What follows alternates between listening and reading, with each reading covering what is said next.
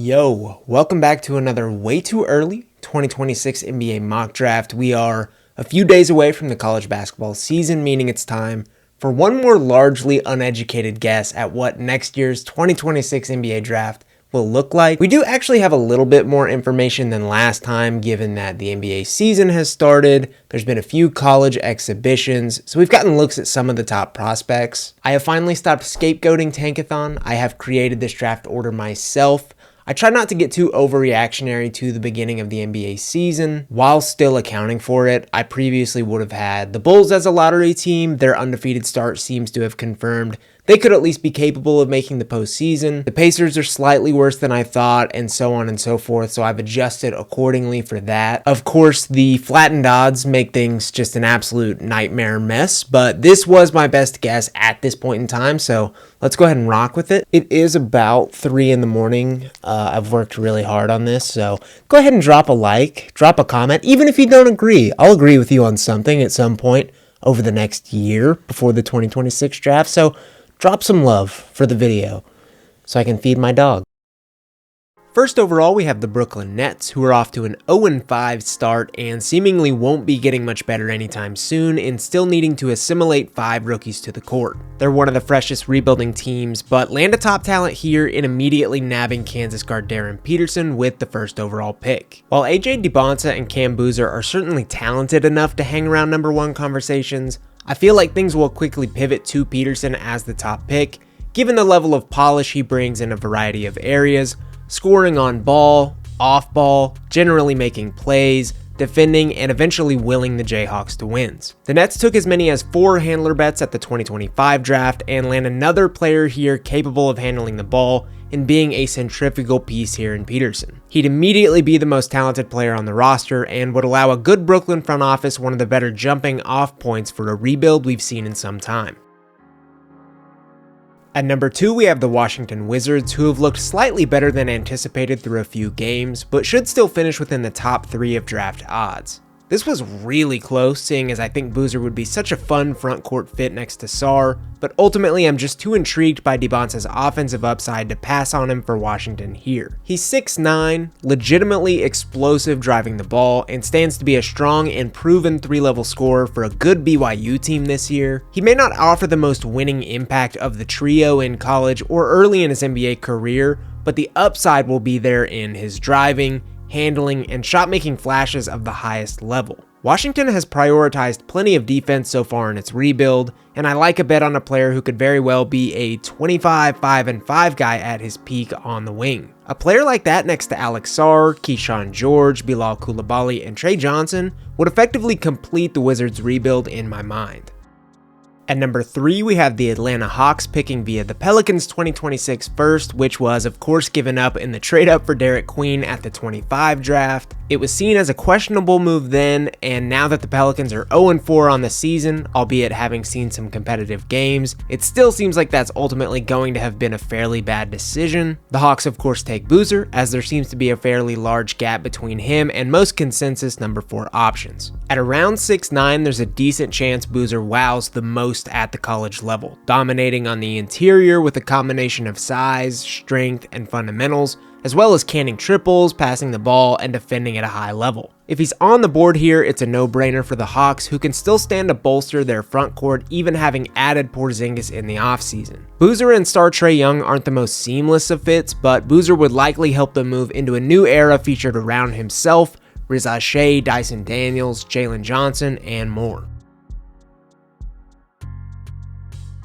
Number 4 is where things really open up, with most draft experts having different players here. I've ultimately opted to draft Houston's Chris Senac Jr. to the Utah Jazz for a combination of reasons. Utah's seen a better and more competitive start than many anticipated, though that should still taper off. At 6'11", Senac is the next in line of skill-driven bigs, having above-average handling and mobility for a front court piece. While he's a little more forward-y presently, it still feels like he could have modern 5 upside if he can bulk up down the line. Senac should start on a great Houston team and should offer plenty of good team defense as both a rim protector and lane disruptor. His offense is a work in progress, but he'll earn easy baskets hanging around inside, getting out in transition and rolling, and his face-up style will lend itself to errant points here and there. I think it stands to reason a player with a nice baseline of size, interior scoring, mobility, and defense, who also has modern upside shooting and defending across positions, makes plenty of sense. The Jazz have not seemed sold on Walker Kessler in the long term, and I think Senac as a potential replacement with sky-high upside makes plenty of sense. At number 5, we have the Indiana Pacers, who are undermanned to start the season, currently sit at 0-4, and could certainly still pull levers to earn a top pick this year with no Tyrese Halliburton. Here, they grab one of the best bigs in the class and a technical returnee in Kentucky's Jaden Quaintance. Quaintance has already played a season of college basketball at just 17 years old, averaging 9.4 points, 7.9 boards, 2.6 blocks, and 1.1 steals for Arizona State, though he eventually did tear his ACL. He'll come into the season late for Mark Pope and the Wildcats, though he'll still add immense physicality and awesome, disruptive defense. He's only 6'9", meaning he could struggle as a true 5, but there's also a chance that he is just dominant regardless. He is that good as a defensive prospect. The Pacers need interior help, and Quaintance feels like a fine rotational bet on defense and rebounding alone, who will hopefully expand on his offense in his second season of college basketball. At number 6, we have the Memphis Grizzlies, first picking via the Phoenix Suns first rounder and taking a gamble on a soon-to-be polarizing player in Nate Ament. At around 6'10", Ament clearly possesses some of the highest upside in the class, able to play a face-up game with length, though the through line to positive impact as a non-physical true freshman at Tennessee could be thin. Ament played in the team's exhibition versus Duke, going for a double-double with 14 points and 10 rebounds, though he shot a fairly abysmal 5 for 19 from the floor. The upside is clear with his general movement and mobility and potential jump shooting, but there's clearly strides he can take to lock himself within the top 5 as well. Regardless of how he actually fares with the Vols, he'll have his suitors in NBA front offices on upside alone, and rightfully so. Here, the Grizzlies grab him with one of 2 lottery picks, gambling on him to become a two-way force on the wing alongside Cedric Coward and Jalen Wells. At number 7, we have the Toronto Raptors, who are off to a rough 1-4 start despite some flashes of potent offense and defense. While they have some fun pieces, I'd still expect them to lean more lottery team than playoff team at this point. While Masai Ujiri isn't the lead decision maker in Toronto anymore, I still can't shake lengthy, defensive-minded forwards for the Raptors as they chance one here in Caleb Wilson. In a class that's going to have some fairly potent scorers up top, Wilson should flash his defensive consistency and upside often for North Carolina, all while improving as a scorer. A la Carter Bryant, it wouldn't shock me if his defensive versatility pops enough for him to go lottery fairly easily, despite some needed growth offensively. While the current iteration of the Raptors doesn't necessarily need Caleb Wilson, I could still see an eventual pivot away from several rostered pieces, with a proven Raptors development crew taking another worthy project in Wilson. 8th overall, we again have the Memphis Grizzlies, this time taking a pro-ready, big-bodied wing in Tunde Yesufu, who's going to draw eyes as another one-and-done at Baylor. Yesufu should thrive defensively with the Bears while showcasing a truly NBA-esque athletic package centered around size, strength, quickness, and more. Offensively, it's not yet known where he'll be at his best, but I'd still count on him finding some way to thrive in Scott Drew's system, especially finishing with flash. Memphis has already taken a gamble on a high-octane offensive player here in Ament, making Yesufu a nice defensive complement in that young core.